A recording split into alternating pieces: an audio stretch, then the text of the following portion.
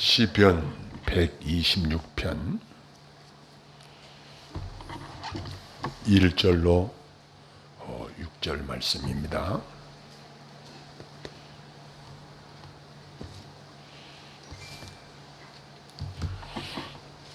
여호와께서 시온의 포로를 돌려보내실 때에 우리는 꿈꾸는 것 같았도다.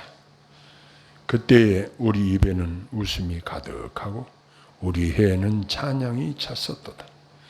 그때 문나라 가운데에서 말하기를 여호와께서 그들을 위하여 큰 일을 행하셨다 하였도다. 여호와께서 우리를 위하여 큰 일을 행하셨으니 우리는 기쁘도다. 여호와여, 우리의 포로를 남방 시내들 같이 돌려보내소서.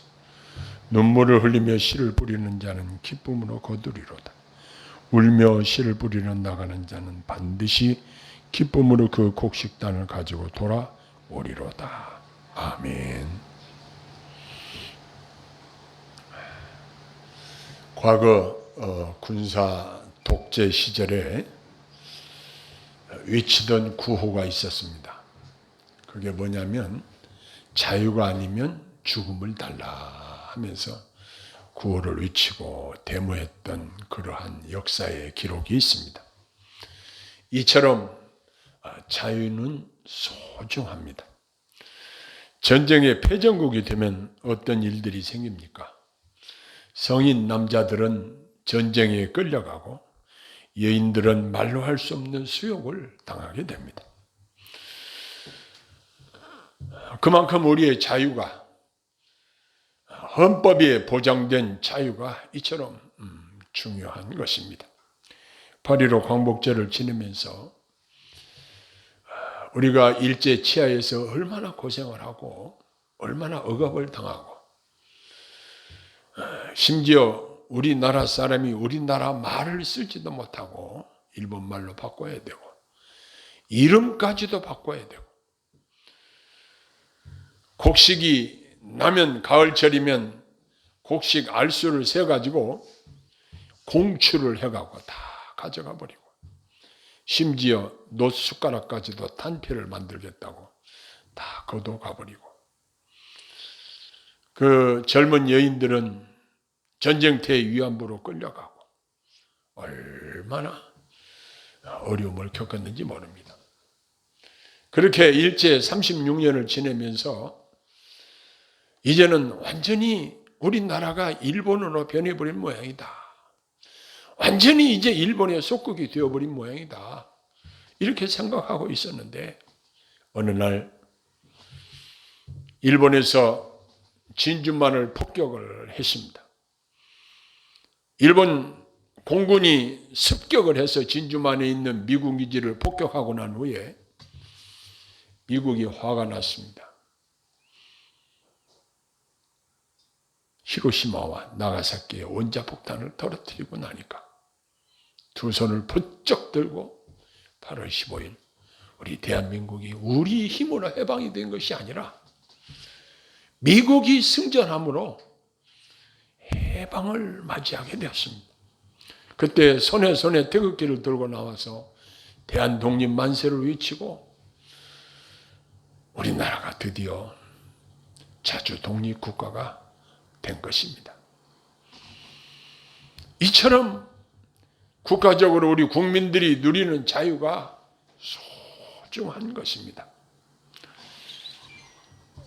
우리들이 이 땅에 살면서 얼마나 힘이 든지 살다가 보면 어떤 경우는 살기 싫은 생각이 들기도 할 때가 있습니다. 기쁠 때도 있지만 그것은 잠깐이고 고난의 터널을 지날 때가 많이 있습니다. 그럼에도 불구하고 하나님께서 우리에게 기쁨을 충만하게 하실 때가 있습니다. 본문 1절에 시인은 이런 이야기를 합니다. 여호와께서 시온의 포로를 돌리실 때에 우리가 꿈꾸는 것 같았도다 라고 노래합니다. 8.15 광복절을 맞이해서 태극기를 손에 들고 사람들이 길거리에 나와서 대한독립 만세를 외치며 사람들이 꿈꾸는 것 같았다. 이렇게 이야기할 수 있는 것 같이 바벨론 70년 동안 포로 생활, 느부갓네살 왕 때 사람들이 바벨론의 포로로 잡혀갔습니다. 그때 다니엘이 세 친구도 함께 포로로 잡혀갔고, 그때 수많은 젊은이들이 바벨론의 포로로 끌려갔고 나라는 완전히 패망을 하게 되었습니다. 그 기간이, 우리나라는 36년 동안 일본에게 식민지 지배를 당했지만 이스라엘은 전쟁에 패하고 바벨론에 완전히 70년 동안을 종살이하게 되었습니다. 그것은 이미 에레미야 선지자를 통해서 그들에게 예언했던 바였습니다.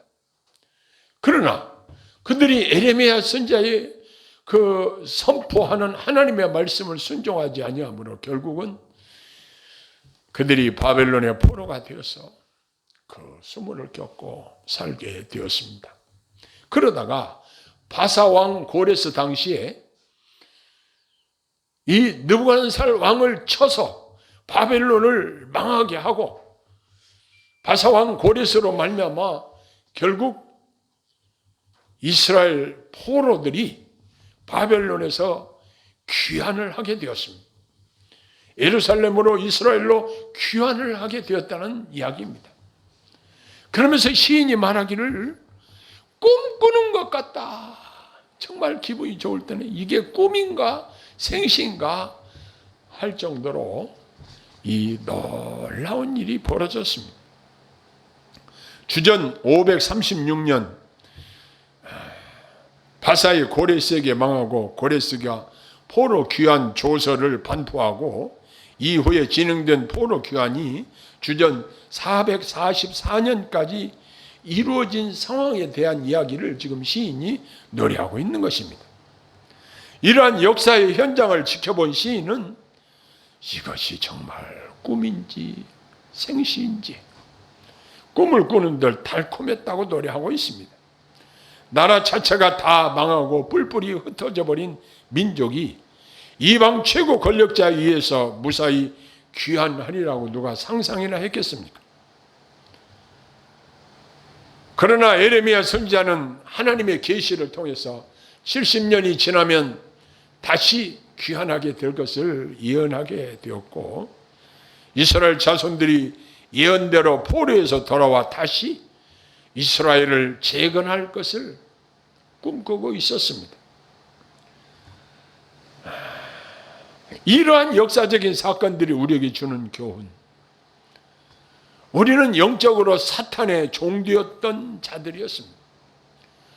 그래서 사탄이 시키는 대로 하면서 살았습니다. 사탄에게 꼼짝 못하고 종살이했던 우리들이었습니다. 그런데 이제는 사탄의 종에서 주님이 나의 주인이 되시고 우리가 주의 종들이 된 것입니다.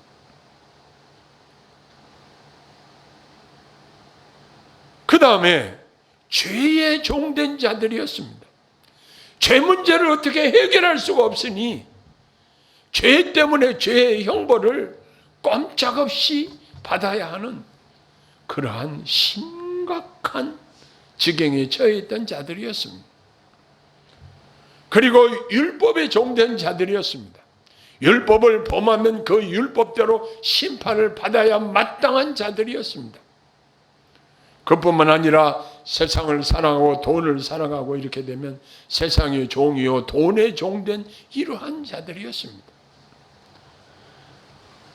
이렇게 불쌍한 사람들을 우리 하나님께서 우리를 위해서 대사를 행하셨다 이렇게 말씀하고 있습니다.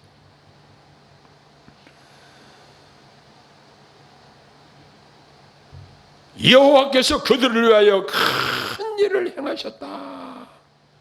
2절 하반절을 그렇게 말하고 있습니다. 여호와께서 행하신 큰 일. 3절에 보니까 여호와께서 우리를 위하여 큰 일을 행하셨으니 우리는 기쁘도다. 앞서서 1절에 꿈꾸는 것과 같이 우리를 노예에서 해방시켜서 이스라엘로 귀환시켜준 것에 대한 노래를 하면서 하나님을 찬양했듯이 죄의 종되고 율법의 종이 되고 돈의 종이 되고 세상의 종이 되었던 우리들을 우리 하나님께서 예수 그리스도를 통해서 우리를 자유케 하신 것을 얼마나 큰 일인지 모릅니다. 이 큰 일을 누가 행하셨는가? 바로 하나님께서 행하셨다는 사실입니다. 이게 바로 하나님의 사랑이요, 하나님의 자비요, 하나님이 우리를 불쌍히 여기셔서 긍휼을 베풀어 주신 것입니다. 이 문제는 어느 누구도 해결해 줄 수 없는 일입니다. 우리가 일제 치하에 있을 때에 미국에서 일본과의 싸움에서 이김으로 말미암아 우리가 해방이 되었는데, 우리가 죄에서 자유를 얻는 이 문제는 일본이 해결해 줄 수 있는 것도 아니고 미국이 해결해 줄 수 있는 것도 아니고 오직 우리 하나님만이 해결해 줄 수 있는 일인 것입니다. 자, 그런데 이들이 바벨론에서 포로로 돌아가자고 할 때에 사람들이 가지 않겠다고 하는 사람들이 있었다고 합니다. 아니, 거기서 70년 동안을 돈을 모아놓고 거기 일자리를 잡아놓고 기반을 잡아놓고 그랬기 때문에 이스라엘로 돌아가면 폐허가 된 그 예루살렘을 재건해야 되고 그러한 것들이 힘들게 생각되어지고 오히려 현재 이곳이 좋다 이렇게 생각을 하는 자들이 있었다는 사실입니다. 우리나라도 일제 치하에 일본 사람들과 손을 잡고 그들의 앞잡이 노릇을 하면서 부를 축적했던 자들은 일본이 쫓겨나가고 우리나라가 자주 독립국가가 되는 것을 반대했을지도 모릅니다. 그런데 바벨론에는 포로로 잡혀갔던 이스라엘 백성들이 70년 동안을 그곳에 살면서 이제 잡혀있던 모든 기반들을 뒤로 하고 다시 이스라엘로 회귀해야 된다는 것은 그들에게 큰 부담이 되었을지도 모릅니다. 그리고 그들이 내심 원치 않았을지도 모릅니다. 그러나 하나님께서 그들을 다시 이스라엘로 귀환할 수 있도록 은혜를 허락하셨다는 이 사실에 그들은 감사하고 순종했어야 했던 것입니다. 그뿐만 아니라 성경을 거슬러 올라가 보면 과거 애굽에서 종살이했던 이스라엘 백성들이 하나님께서 모세를 통해서 그들을 출애굽하게 해서 가나안 땅으로 들이시는 과정 속에서 광야 생활 속에서 힘만 들고 어려운 일을 만나고 그러면 하나님과 모세를 원망을 했습니다. 차라리 애굽에서 살게 내버려 두지 왜 우리를 광야에서 이렇게 객사하게 하느냐. 그러면서 하나님과 모세를 원망한 일이 있습니다. 애굽에 종살이하는 것이 어땠습니까? 흙벽돌을 날마다 찍으면서 말을 안 들으면 채찍에 얻어맞고 아무 자유가 없이 매일같이 종로를 했던 그들이 이제 하나님 은혜로 해방되어서 젖과 꿀이 흐르는 가나안 땅으로 인도해 드리겠다고 하나님이 그들을 인도해 가시는데 틈만 있으면 과거 애굽에 살던 생활을 추억하며 거기가 좋았다. 왜 우리를 이렇게 40년 동안 광야에서 괴롭히느냐. 이런 이야기를 하면서 모세와 하나님을 원망한 적이 한두 번이 아닙니다. 우리가 신앙생활을 하고 새로 예수 그리스도를 믿고 섬기면서도 옛날에 죄악을 물먹듯이 살면서 행했던 그러한 것들을 추억하고 그것이 더 좋았다고 생각한다고 한다면 이것은 신앙적인 이야기가 아닌 것입니다.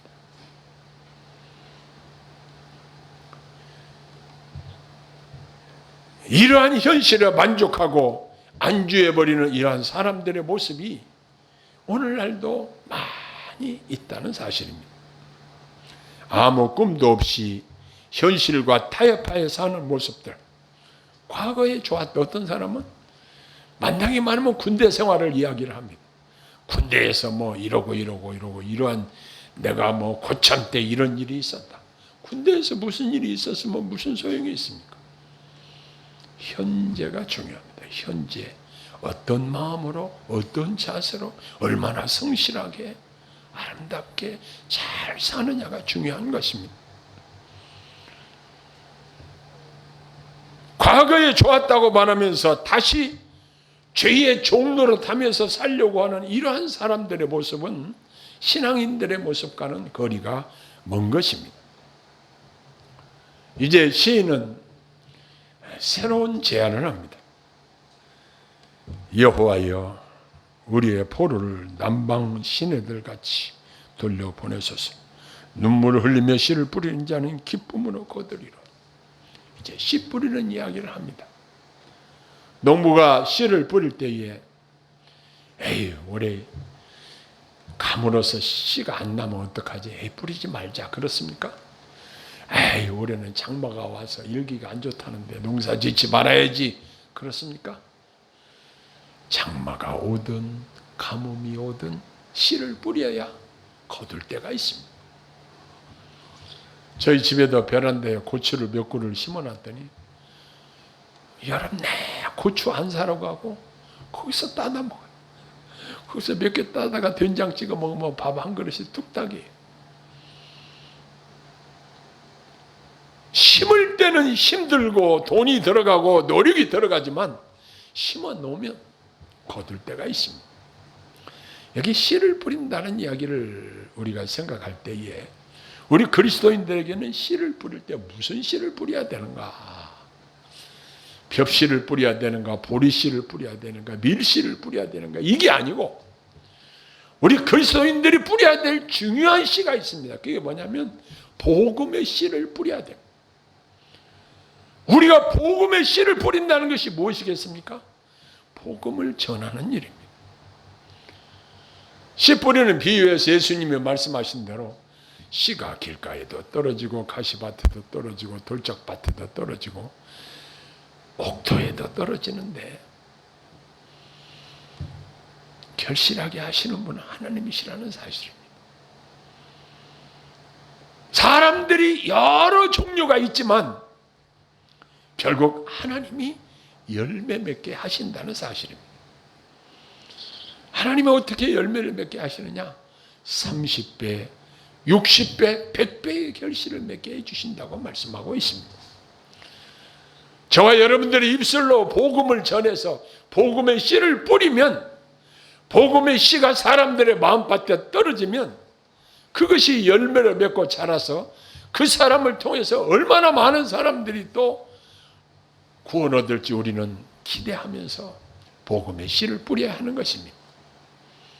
에이, 내가 한 사람에게 복음을 안 전하면 뭐가 안 되겠어?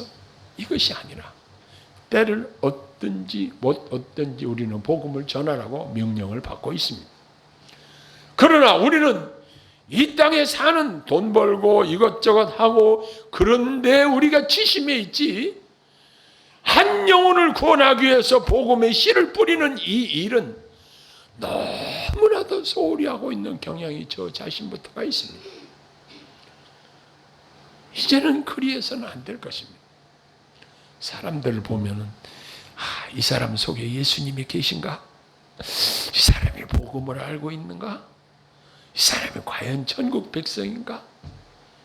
이것이 우리의 주요 관심사가 되어야 할 것입니다. 저 사람이 얼마나 돈이 많은가? 무슨 차를 타고 다니는가? 어떤 집에서 사는가? 이건 아무 소용이 없습니다. 중요한 것은 저 사람이 영적으로 살아있는 사람인가? 죄에서 자유를 누리는 사람인가? 아니면 죄의 종된 사람인가? 저 사람이 정령 지옥에 갈 사람인가? 아니면 천국 백성인가? 우리는 관심을 가지고 대화하고 관심을 가지고 그들에게 복음의 씨를 뿌려야 됩니다. 그 씨가 발아에서 자라고 열매를 맺게 하시는 분은 우리 하나님이시고 저와 여러분들은 씨를 뿌리는 사명을 감당해야 할 것입니다. 씨를 뿌릴 때는 어떻습니까? 여기 울며 씨를 뿌린다고 그랬습니다. 눈물을 흘리며 씨를 뿌리는 자는 기쁨으로 거두리로다 그랬습니다. 농사 짓는 것이 얼마나 힘듭니까? 저도 시골에서 농사를 좀 지어봤기 때문에 잘 알고 있습니다. 벼농사를 짓게 되면 먼저 모짜리를 만듭니다. 모짜리를 만들고 벽실을 담가 넣고 싹이 트고 어느 정도 2, 3mm 자라면 그 모짜리에다가 씨를 뿌립니다. 그 모를 쪄가지고 일정 시기가 지나면 또 심습니다. 잡초를 제거해주고 약을 뿌려주고 온갖 정성을 다 들이고 때를 따라서 비료를 뿌려주고 그렇게 합니다. 그러면 어느 사이 가을철 황금 들녘을 보게 되는 것입니다. 제가 엊그제 들판 구경을 좀 하는데 강원도 쪽 원주 쪽에 가면서 이렇게 보니까 벌써 벼 이삭이 이렇게 고개를 숙었더라고요. 여주 이천 쪽 쌀이 좋기로 유명하지 않습니까? 그쪽에 벼가 고개를 숙어, 야, 곧 햅쌀밥을 먹겠구나. 그렇게 장마가 지고 그렇게 일기가 좋지 않았어도 눈을 보니까 아주 대풍년이에요.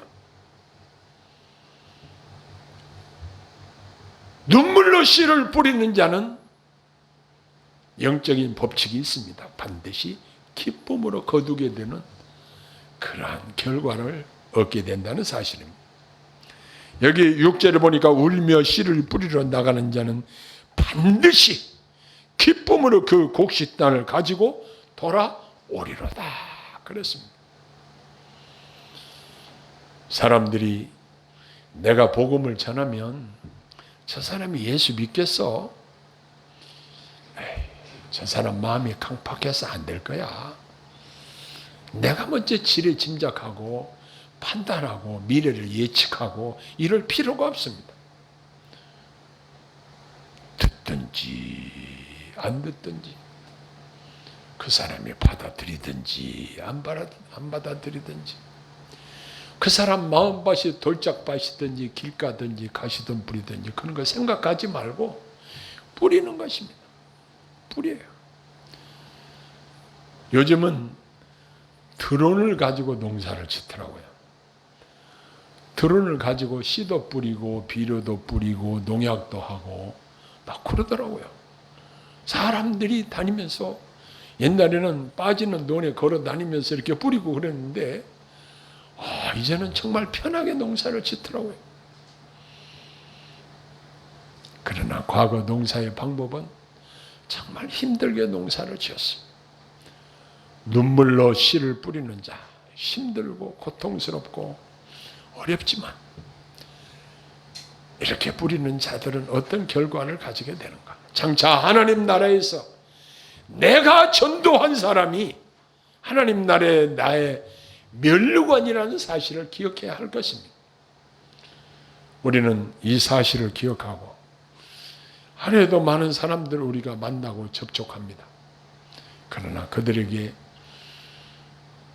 복음의 씨를 뿌려야 된다는 우리의 사명감을 가지고 이 일을 감당할 때에 우리 하나님께서 너희는 먼저 그의 나라와 그의 의를 구하라.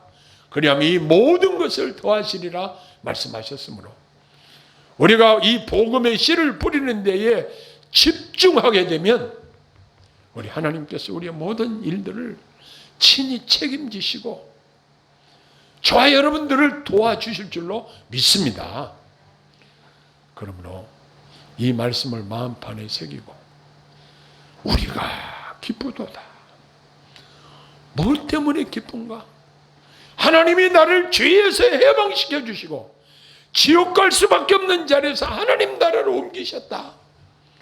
나에게 그리스도 안에서 참 자유를 주셨다. 내게 복음을 깨닫게 해주셨다. 하나님 나라의 소망을 가지고 살게 해주셨다. 이 사실로 말미암아 마음에 기쁨을 누리시기를 바랍니다. 우리가 살면서 몸이 아플 때도 있고 경제적으로 어려울 때도 있고 스트레스를 많이 받을 때도 있습니다. 그러나 하나님이 나를 위해서 행하신 이 큰 일, 이보다 더 중요하고 큰 일이 어디 있겠습니까? 나를 죄에서 해방시키시고 하나님 나라 백성 삼으신 일보다 더 큰 일이 어디 있겠습니까? 이 복된 소식을 농부가 씨를 뿌리듯이 이 복음의 씨를 사람들에게 뿌려줄 때에 마음밭에 떨어진 씨가 30배, 60배, 100배의 결실을 맺기를 소원합니다. 기도하겠습니다. 사랑의 아버지 하나님, 저희들이 복음의 씨를 뿌리는 것을 더 많이 한 것을 용서하여 주시옵소서. 우리가 하나님이 우리를 위하여 행하신 큰 일을, 우리를 구원하신 일을 묵상하기를 소홀히 했던 것을 긍휼히 여겨주시고, 이제 하나님이 우리 안에서 행하신 이 큰 일을 사람들에게 전파할 수 있도록 복을 내려 주옵소서. 우리 입술에 지혜를 주시고 능력을 주시고 이 복음의 씨가 뿌려질 때에 30배, 60배, 100배의 결실을 얻게 하옵소서. 예수님 이름으로 기도하옵나이다. 아멘.